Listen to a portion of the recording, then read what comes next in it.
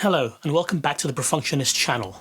I'm Ryan, and if you've seen any videos on this channel before, you know we've looked at a bunch of different things, from guitar lessons where we look at how to play certain songs, some theory ideas, and also some gear reviews.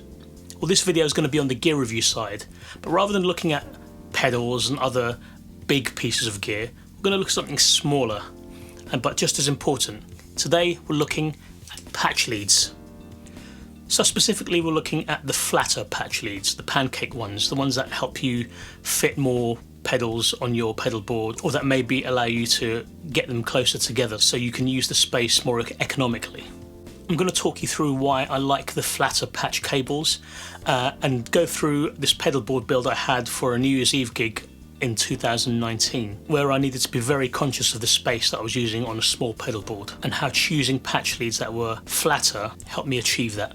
So maybe you've got a gig coming up where you need to have a smaller board, or maybe you've got a residency somewhere where you need to put a board together that needs to be smaller. Well, this video might be for you, so stick around and check it out.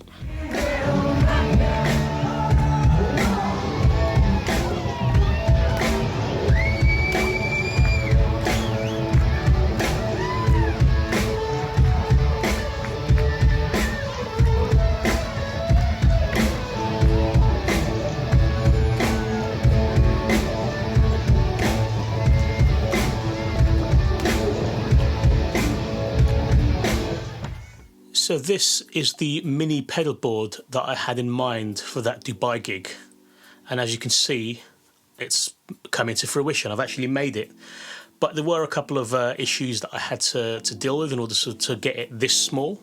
And the reason I wanted to get it this small is because I wanted to put it in the pedal train bag that it comes with, because the good thing about the pedal train nano bag is that you can loop it over the top of your gig bag. And the little trick that the bass player showed me was carry your guitar in a hard case for the plane, but bring a soft case that you can put in your luggage, so that when it comes to gig day you don't have to carry a hard case around with you. I thought that's a fantastic idea. And I already knew that I could carry the Pedal Train Nano case on top of my gig bag, so I thought I want to use a Pedal Train Nano board. So how can I fit all of these items onto that board?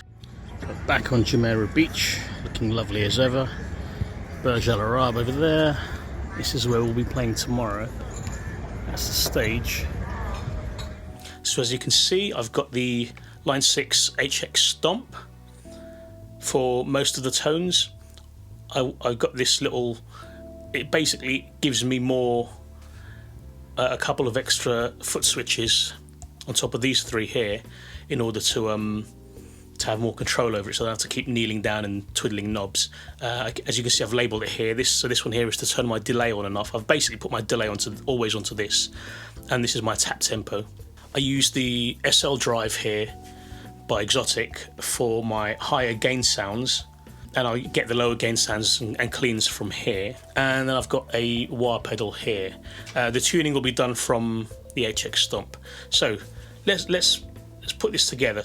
So as you know, we're talking about patch cables today. So you, as guitarists, I'm sure you've put a bunch of pedals together, and then you've kind of realised, oh, I need to connect them. I need patch cables. So you've bought some over the years. Here's some of the ones I've had over the years. So I've had this one by Planet Waves. Will it focus on that? No, it doesn't want to focus.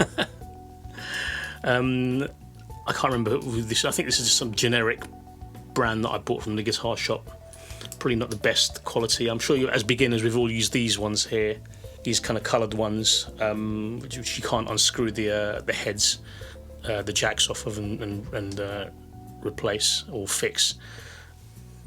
So I can't remember I don't know what brand this is, but it's at least you can take the jack off and repair it if necessary. There's a Boss one from my from many years ago. I've got a few of those. Oh, another one of those. Here's a Fender one that was actually gifted to me from a friend. He said just keep it, because I needed one on a gig one night. He said just keep it. So the problem I have with all of these is that the jacks, the heads are a bit too bulky. So depending how many pedals you've got on your board and how big your board is, that might not be a problem. This is a particularly small board. So what I did, even before I put this board together, I actually got a bunch of flat head or pancake patch leads as they're called. Here's a couple that I've got. These are the ones I actually use the most. Here's one by MXR. Will that focus? Here's MXR. So you can see that the profile is a lot flatter than, say, it's flatter than something like that. Oh, I've got these ones as well. Same kind of thing. I bought them around about the same time. This is by Mogami. I think that's going to focus. I tried focusing on the writing earlier on, but it doesn't. It's too small, but then that's kind of a good thing. So that's not going to focus. Maybe the head might focus. There we go. But that's similar, pretty much the same as the MXR one. So they're pretty much the same, but I needed to go even smaller. So I ended up getting these ones by Rockboard, who are, I think they're underneath. They're a part of the Warwick company. So check these out. So if I compare this to the Mogami one, if I can get that in focus.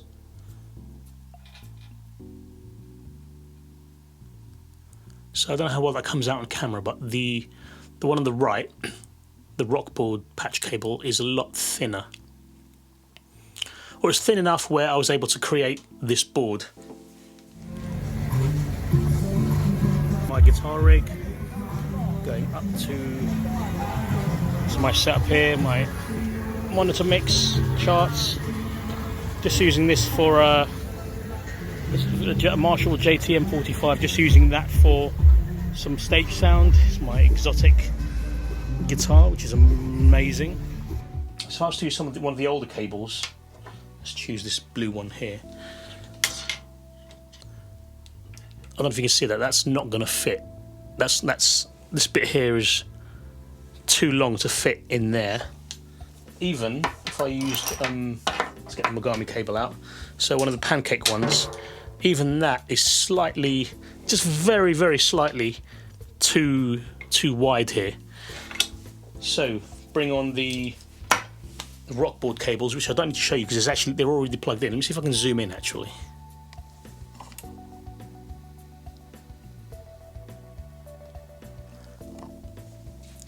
So you can see that on both sides, I've got these Rockboard cables, these flat ones in there. If I move the wire out of the way, you can see there's one there as well. And you might have to kind of adjust the position of these pedals so that these can sit one jack here and one jack a bit higher, so that they can kind of sit next to each other a bit closer. Also on the top, this comes out. This is going into here. So obviously these, it's not so much of a problem here, but it will be a problem here. All right, so this cable here, actually, this one here is a stereo cable. This is connected to, let me zoom out again. All right, so that stereo cable is connected to this, because this, I've got two controls here, so I need a stereo cable to activate each of these separately. So I've actually bought a spare. I bought a spare when I got that. So this here, I've got an EBS cable, stereo cable, still in the packet. Haven't taken it out yet. This is my spare for that stereo cable. I've got some other ones. The one I bought actually originally when I got this, I've got that one here actually, was the MXR one.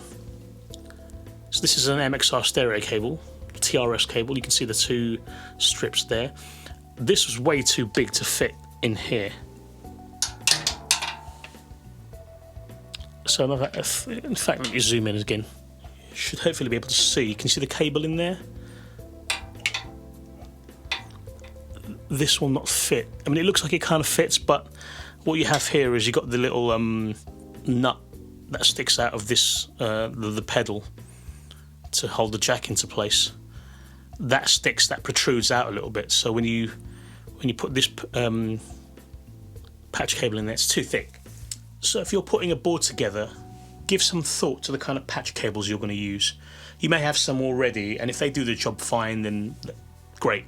But if you're starting from scratch, or if you're putting a board together for a specific gig or a specific set of gigs at maybe a particular venue where everything needs to be compact, like I had to do for this pedalboard build, then think about the patch cables you're going to use.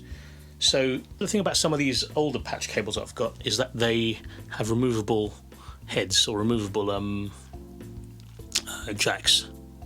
they're going to focus. So I can unscrew these and repair them if necessary, and I've had to do that on occasion. So the pancake ones are fine, but when you use these, when you get these Rockboard ones,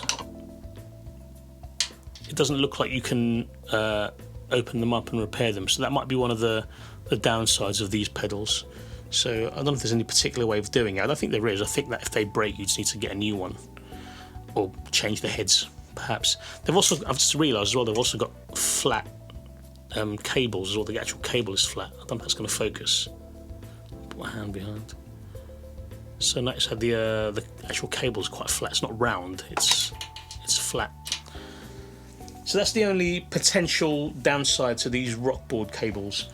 They're fine. These are the flattest I've seen. I would like to try the new Ernie ball ones, because they look to be as flat as the Rockboard ones, but you can remove. It looks like you can remove the jacks and repair them if necessary. I mean, hopefully, if it's a good quality cable, you won't have to repair them. But there's something about knowing that you can unscrew them and repair them if you need to. That's kind of reassuring. That being said, I did for the most part I have been using these pancake ones. So I've got the MXR and the Mogami ones here. The Mogami cable is actually a little bit thinner. Can you see that? I should probably put my hand behind again. So it's a bit thinner. That might make a difference if you're trying to put these between two pedals. Both have been fine. I've had no problems with any of them. I've had no problems with the Rockboard ones either. Although seeing as we've all been, oh, my pedal board has slid. But seeing as we've all had no gigs throughout 2020, actually I had a couple of them near the beginning, which was lucky of me. But for the most part, we've had no gigs, so I haven't really had to use any pedal boards for gigs. I've done some stuff at home. Obviously, you've seen some of the lessons and gear reviews I've done on this channel. So that's what I've been using it for. But luckily, if they break on one of those videos, it's not a massive deal.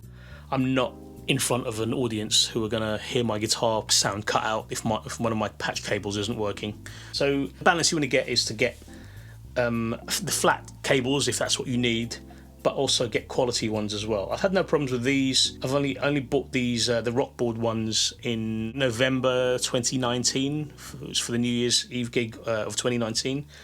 So I haven't had the chance to really put them through their paces, but I'm hoping that they will be fine. But as I said, I want to try the Ernie ball ones out at some point if I can get my hands on those. So there you go. There's my video on patch cables, but more specifically, the importance of flat patch cables.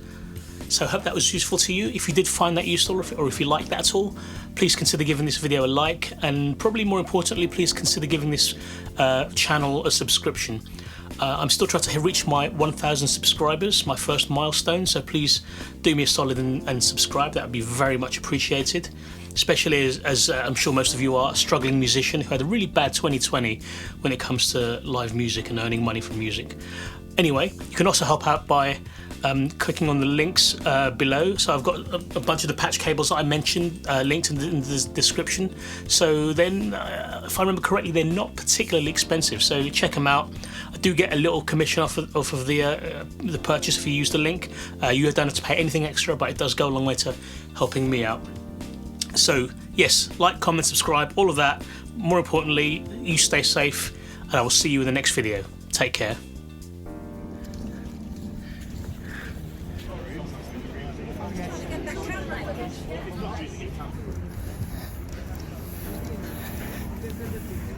Some sun protection.